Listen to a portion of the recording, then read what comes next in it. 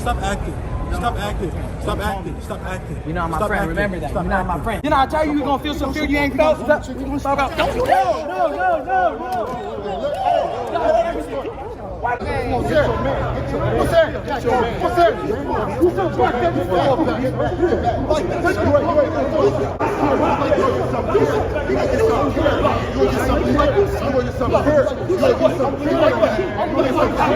What's going on, everybody? Welcome back to Division Kings Boxing. Leave a like, leave a comment, and subscribe. For today's video, I want to jump into Ryan Garcia versus Devin Haney and their altercation that they had. Let me know down in the comments below. You guys real?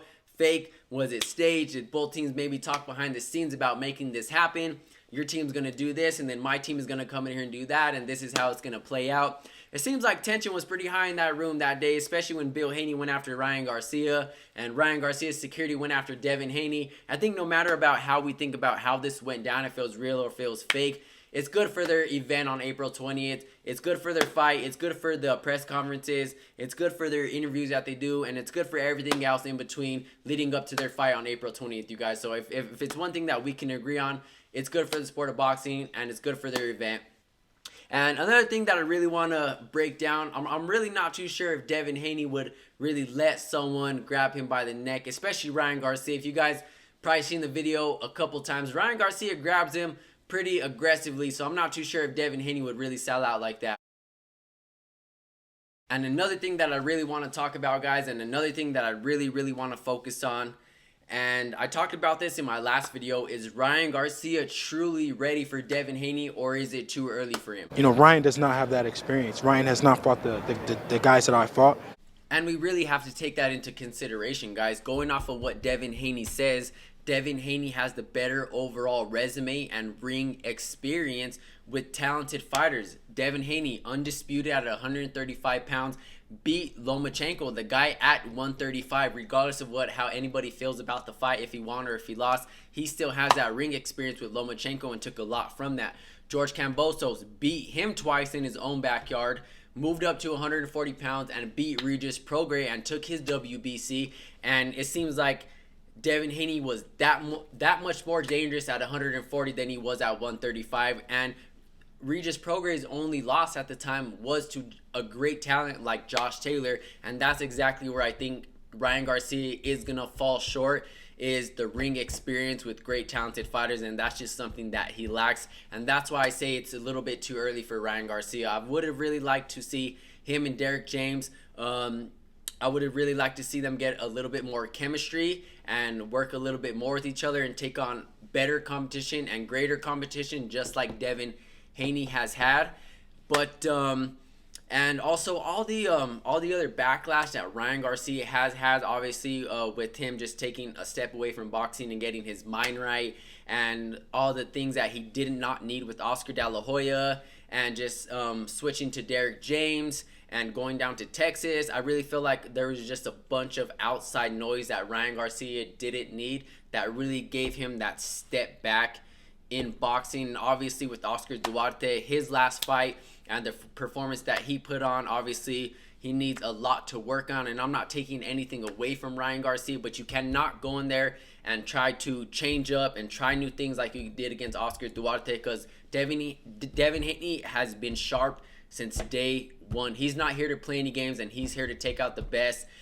But you cannot go in there, fight, and try these new things and try the shoulder roll and try defense. You need to be on point when it comes to a fighter like Devin Haney. He's just improving every day. But one thing I can say about Ryan Garcia, I really feel true that obviously he brings a lot more money to the sport than Devin Haney, and they're just great dancing partners for each other in general, regardless if I feel if it's too early or if a lot of you feel like it's right on time.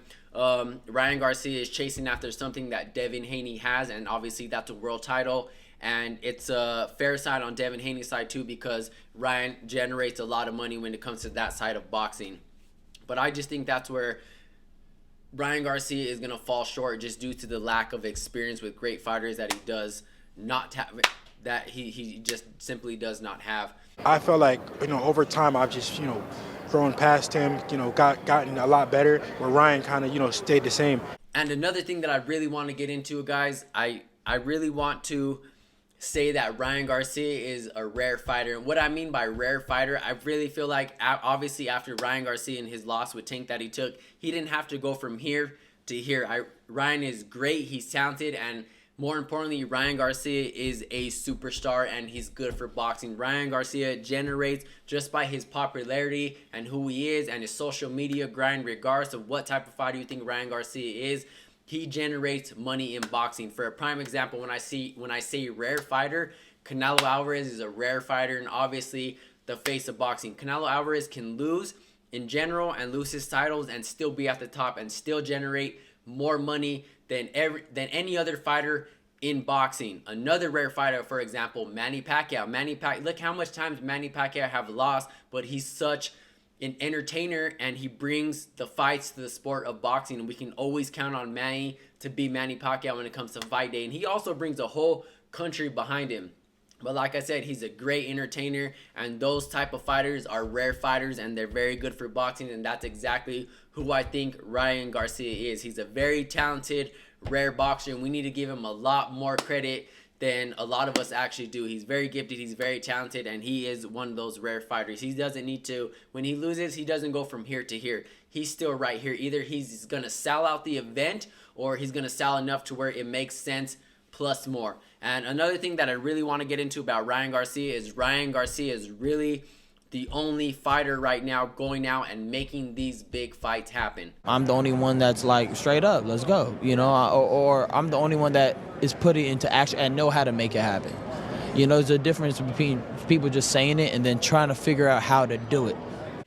And what I mean by that is Ryan is actually chasing these fighters down. He's not playing tag with them. He's chasing them down till he grabs them, and he is forcing this contract on them. I feel like he's doing his job, his promoter's job. Ryan is putting up his record once again with a dangerous fighter like Devin Haney, and he's putting, no matter what Ryan has to negotiate or what he has to give up or what he has to do, Ryan is changing the game of boxing, and this exactly, a lot of these fighters can take notes off Ryan Garcia. Ryan Garcia is making history, and he's changing the game of boxing. Ryan is making the best fights possible, no matter what any of us think about the type of fighter he is. And I think we need to give credit to Ryan Garcia about exactly what he's doing in boxing and the way he's changing the game. Let me know what you guys think down in the comments below about the fight, if it's too early, if it's too soon, if Ryan Garcia maybe needs a little bit more on his resume and needs that ring experience. Let me know your guys' picks for the fight too, and I'll catch you guys in the next one. I'm out.